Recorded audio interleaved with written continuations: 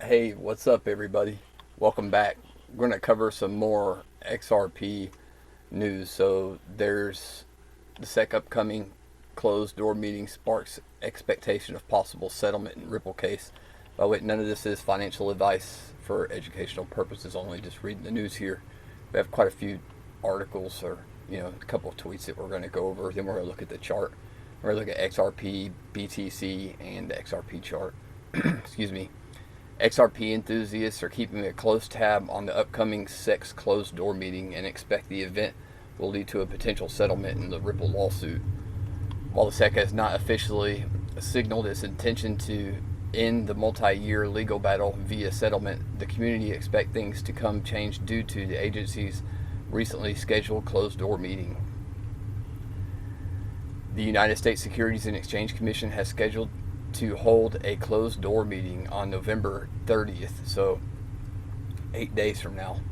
According to the announcement, the meeting will be held remotely or at Commission headquarters in Washington, D.C., so this is going to be at 2:15 p.m. Top SEC commissioners, counselors, secretaries, and other key staff members are expected to attend the meeting. The critical points of discussion in the meeting include the settlement of injunction actions and administrative proceedings. XRP enthusiasts expect SEC versus Ripple settlement. Based on the highlighted points, the XRP community hopes the commission will consider settling with Ripple to end the multi-year legal tussle. Prominent XRP influencer Amelie is among those expecting the SEC's closed door meeting to result in a settlement. This was on the cover of this, not this actual post, but this person puts out a lot of content on Twitter. Another closed door meeting from the SEC at November 30th, 2023. Well, I think I shared this in the group already. If you're in the XRP group, then I believe that's in there. If not, be sure and put it in there and read the details on that. Just want to get the gist of this so we can get to the charts here. We're also going to take a brief look at Bitcoin. Expectedly, other top XRP enthusiasts share a similar settlement as seen in the comment section. Notably, the end of the lawsuit is in sight as the court has already issued summary judgment decision in a ruling. The court declared that XRP and most Ripple transactions, including programmatic sales, and other distributions, are not securities. Programmatic. However, it ruled how Ripple's past sales to institutional clients constitute an investment contract. In the meantime, the court recently issued an order regarding the remedies phase of the suit. The remedies phase will determine the appropriate penalty Ripple may face for violating the law via its institutional sale of XRP. For some reason, I don't think that they're going to settle for that. Let me know what y'all think about this. If you have an opinion or insight or something you want to share, just leave a comment. Be glad to hear from you. So, even though the court is expected to issue a decision in the remedies phase by the summer of 2024, there are indications that the SEC could appeal the decision on Ripple's programmatic sales of XRP and other distributions immediately after the remedies proceeding. So this is on one end of the spectrum, and then on the other end of the spectrum, you have people that thinking that they're going to settle. So generally, truth is somewhere in the middle. Where in the middle? We're just got to wait and see. So let's go and we're going to look at a couple of tweets. Also, let's check this out first, because I was looking at this. This is just rumors about XRP being on Robinhood. XRP community members are buzzing with curiosity and excitement following the rumors that American financial trading giant Robinhood may soon list the coin on its platform. According to rumors making the rounds with the XRP community, the leading trading platform may list XRP by the first quarter of 2024. So this is what had sparked it. Robinhood has always taken a meticulous process when listing any crypto asset on its trading platform. Interestingly, it does not take anything for Robinhood to delist any token subject to regulatory scrutiny.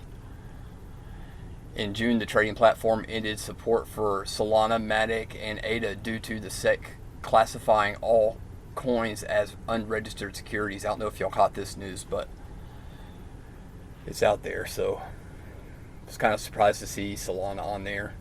But, you know, I was actually going to make a post on this because the list of coins they had on there, or projects that they had on there, were solid, you know. So again, they're going after the ones that, I mean, obviously these are big players in the game. So they're not just going after the small guys, they're going after, you know, the big fellas. But as a result of Robinhood's decision against Solana, Matic, and ADA, it's evident that the trading platform has refused to enable support for XRP due to the ongoing SEC versus Ripple lawsuit. Although a New York federal judge declared that in July that XRP in and of itself is not a security, Robinhood has maintained silence in the potential listing of the coin. The SEC could appeal the court's July 13 ruling after remedies briefing, which could further hinder the chances of XRP listing on Robinhood in the future. Robinhood still tracks the price performance of the fifth largest cryptocurrency by market cap on its platform. Meanwhile, several rumors have emerged suggesting that Robinhood is seriously considering listing XRP. In August, rumors surfaced that XRP would be listed on Robinhood by year's end. Now some users are speculating that the listing will take place in the first quarter of 2024.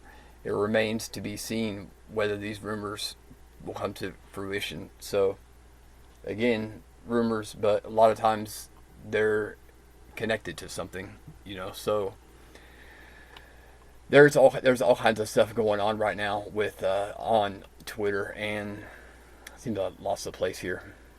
But here we go. It's just basically what we just went over right here by Digital Perspective. Let's take a look and see. There's just a lot going on right now, and honestly, one of the main reasons why I wanted to get on here is because there's so much that it seems to be, you know, too much, if you know what I mean. So, well, if you think about what happened with CZ and Binance right now, just yesterday, that happened, and that we're having all this stuff come out today, you know, and, you know, between BlackRock meeting with SEC about the Bitcoin ETF, you know, they actually have laid out, here we go, well, here's another one. So,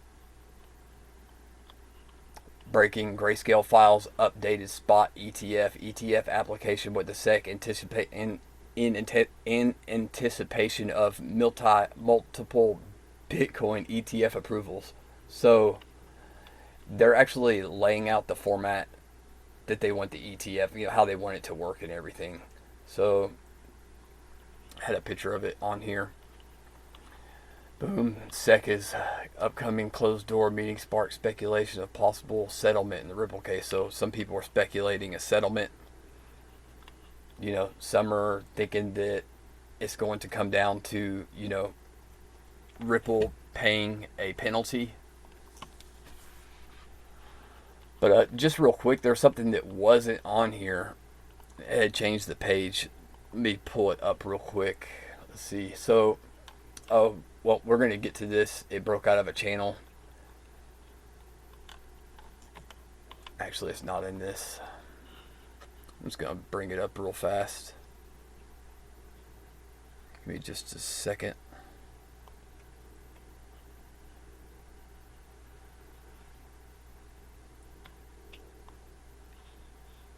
So,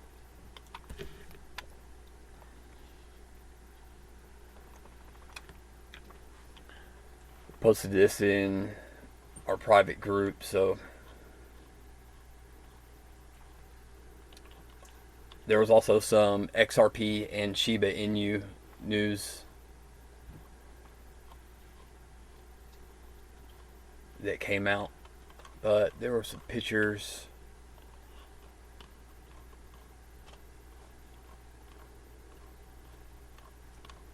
I'm not sure what happened to them, but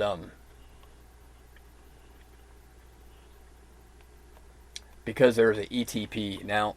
I looked it up on Chat GPT, and let's just check this out real quick. So, what's an ETP? What's an ETF? They're opening one in Europe. Someone correct me if I'm wrong. So it's a let's read about this because I was curious myself. What are the difference between an ETF and an ETP?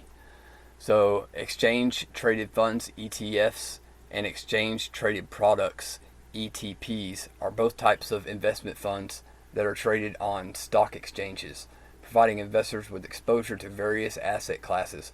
While ETF is a specific subtype of ETP, there are differences between the two. Definition for ETF: exchange traded fund. An ETF is a type of investment fund and exchange traded product typically designed to track the performance of a specific index or benchmark. ETFs can hold a variety of assets, including stocks, bonds, commodities, and or a combination of asset classes. ETP stands for exchange traded product.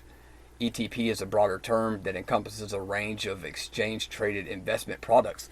Excuse me. So, in ETF, what does this mean? There's going to be other things traded on the XRP ETP that wouldn't fit into this classification. Let me know what y'all think.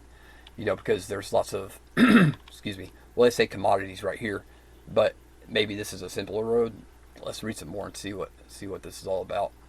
ETP is a broader term that encompasses a range of exchange traded investment products, while ETFs are a subset of ETPs. So, I guess ETPs are broader. Let's find out. The category also includes other products like exchange traded notes and exchange traded commodities. Structure: ETFs are typically open-ended investment funds, meaning they can issue or redeem shares as needed to meet demand. They often used in-kind creation and redemption processes, allowing for efficient management of the fund's assets.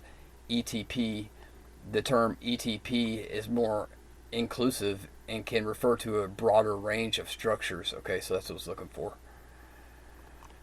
While ETFs are a common type of ETP, other ETP structures like the notes may have different mechanisms for tracking the underlying asset investment strategy. ETFs often follow a passive investment strategy seeking to replicate the performance of a specific index.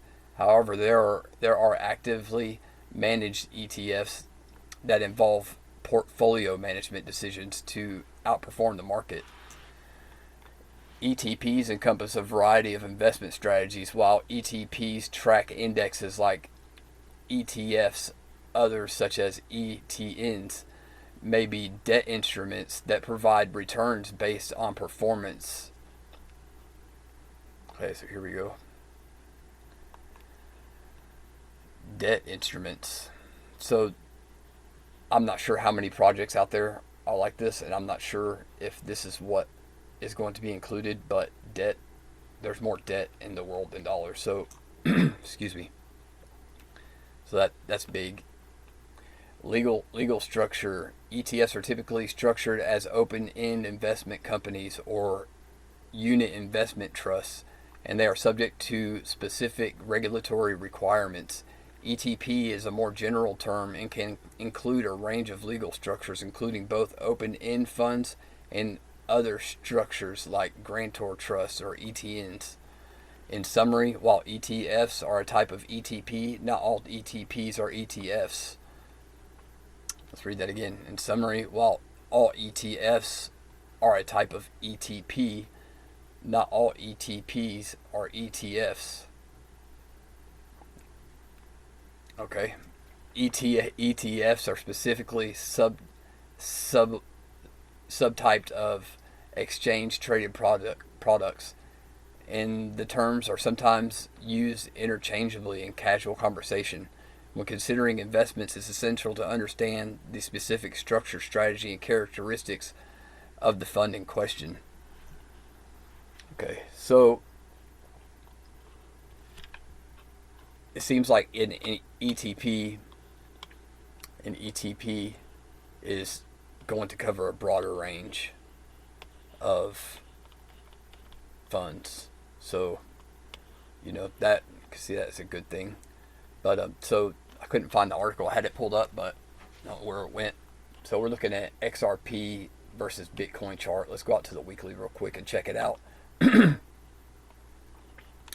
just wanted to show there was a channel, and I had this pulled up too. I don't know what happened to everything, but so we're reaching near the bottom of this, or I say near the bottom. Bottom's down here, near the middle. So we're down here. Weekly. Go right here.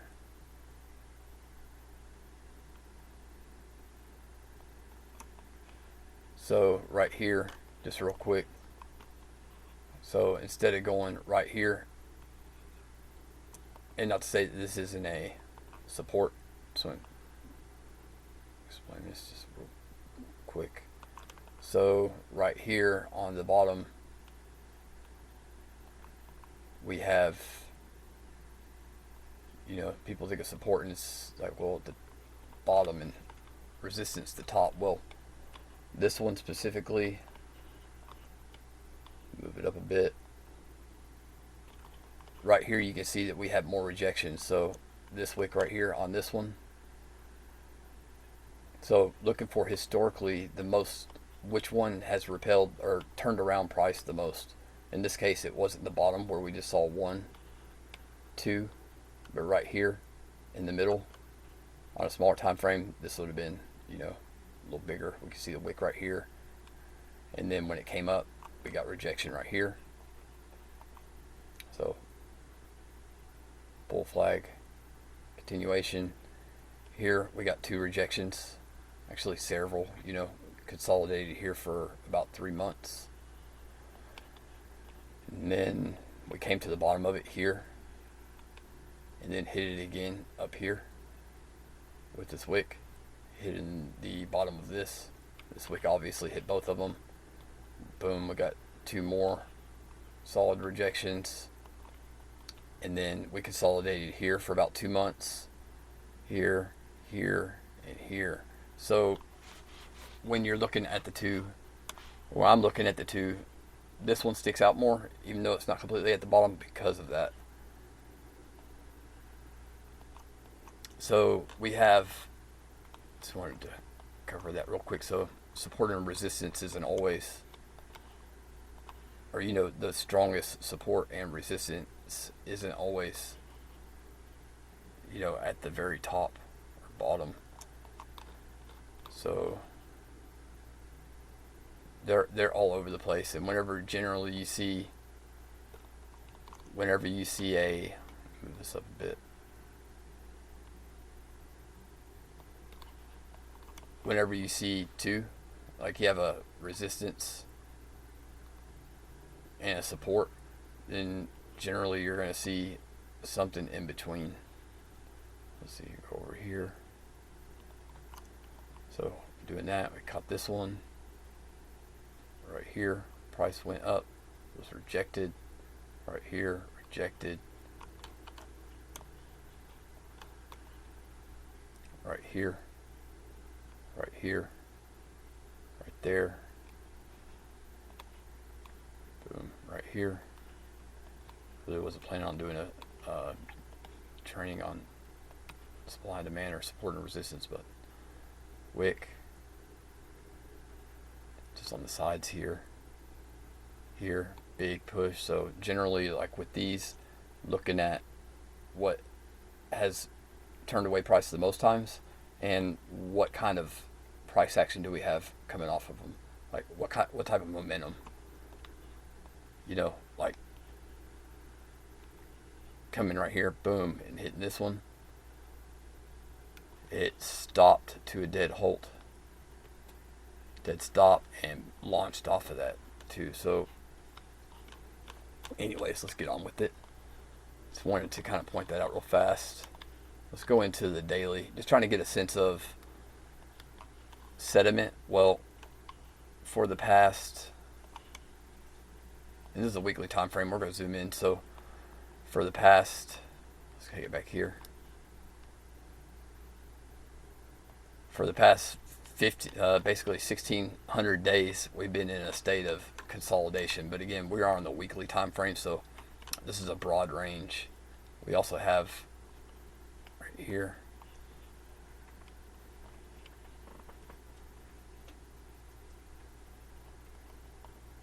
this. I'm gonna shrink this down a little bit. We go on the smaller time frames, is going to be huge, so move this up a little bit. So now we have, just basically what I'm doing is just trying to encompass like the price and looking at the extremes when we go to the daily right now. These things get fewer, or they get more in between, like they get wider. So just looking at this right here on the daily, we are seeing that kind of type of flag that we've been seeing on the XRP chart. Not the same type of structure before it, but still descending wedge. This is high probability. Again, not all the time, but the majority of the time, this will turn into some type of inverse head and shoulders. As a trader, this is ideal because you don't just get to play off of the one. You don't just get to play, the wedge. You can play the breakout.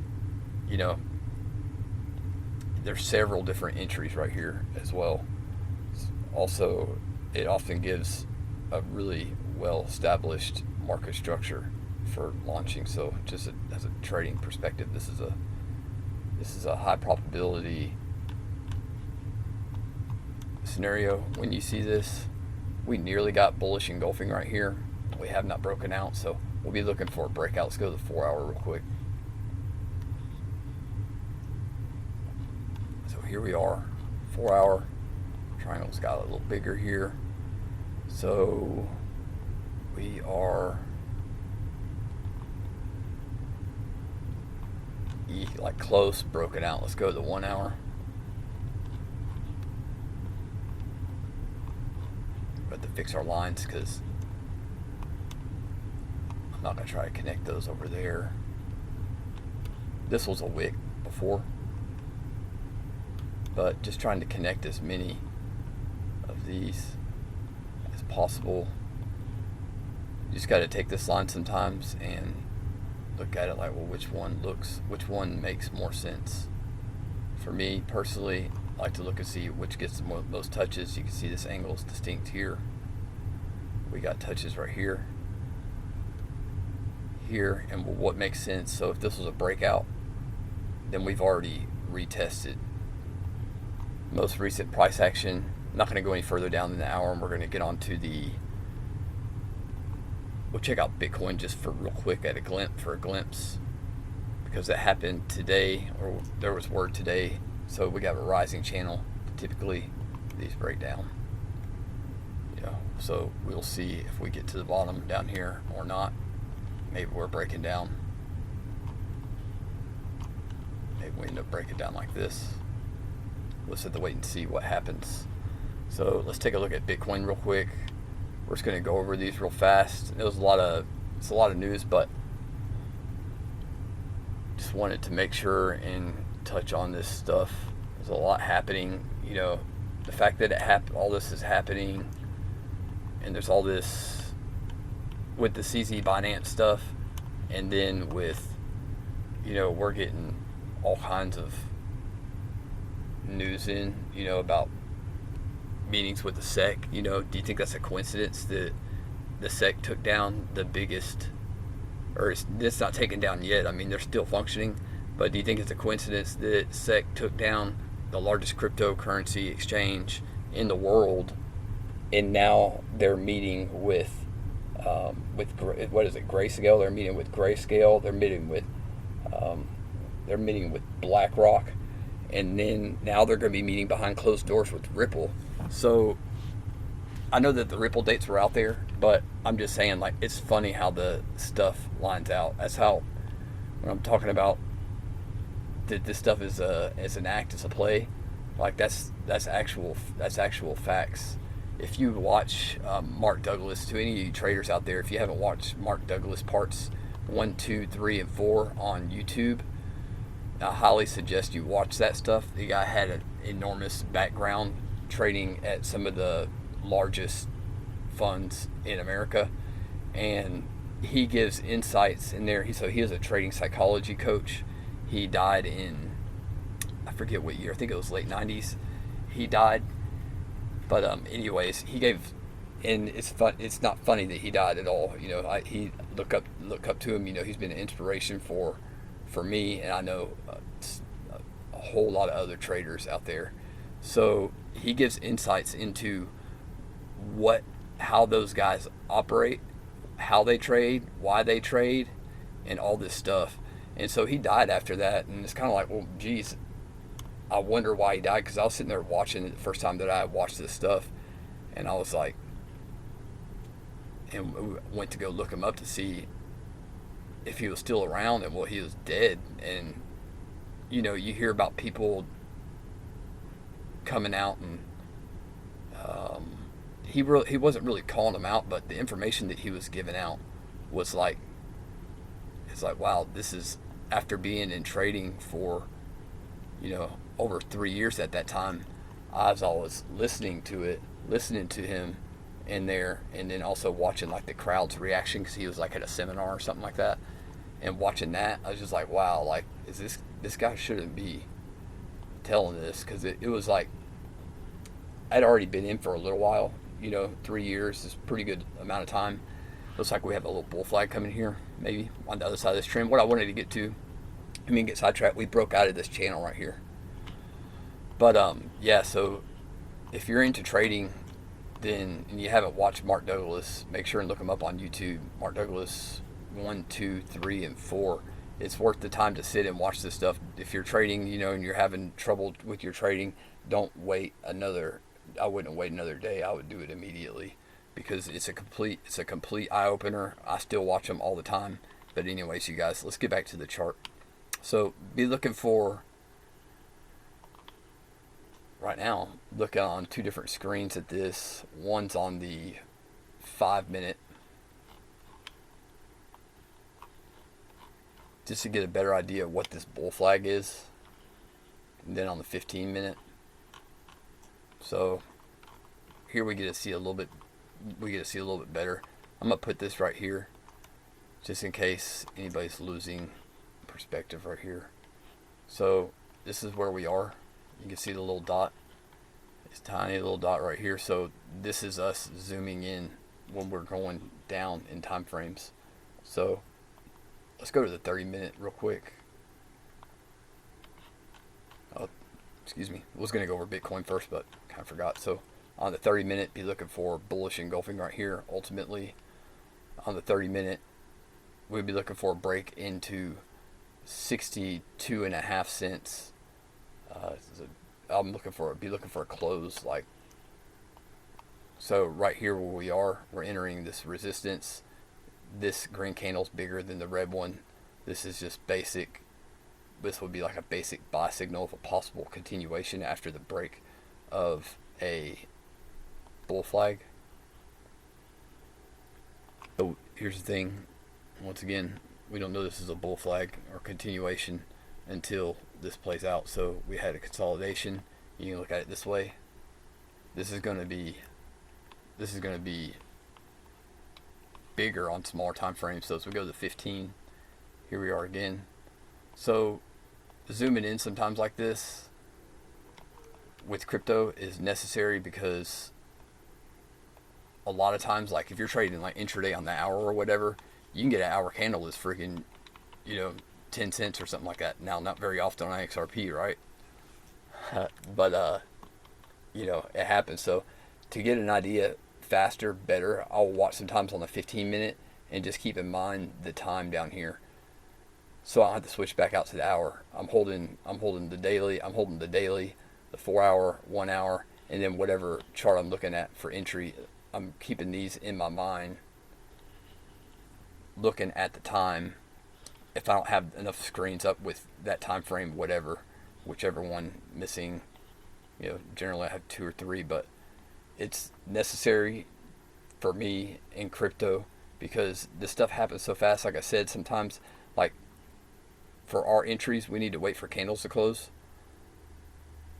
and get full price action patterns. Well, if we're on the 1 hour and we're looking at this channel and we have 30 minutes left on the candle, and let's say by the end of the hour, if something were to happen, we could be up here at 63 cents, and it happens a lot. So again, maybe not as much on XRP because it's being very sluggish, but it still happens. So being able to go in and say, okay, well, on this time frame, the 15-minute, I'm going to be able to see if this breaks structure in 4 minutes right here.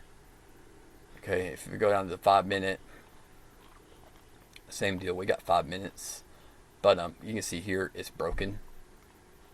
But generally, and again, this isn't financial advice, but if I'm trading on the hour, getting in on the 5-minute, I wouldn't get in on the breach. Personally, we'll wait for a price action pattern, and if I can't see it on the 5-minute, then I'm not going to go any further than that. I still have a good idea of that stem we were looking at here. This market structure, this falling wedge. So anyways, that's that.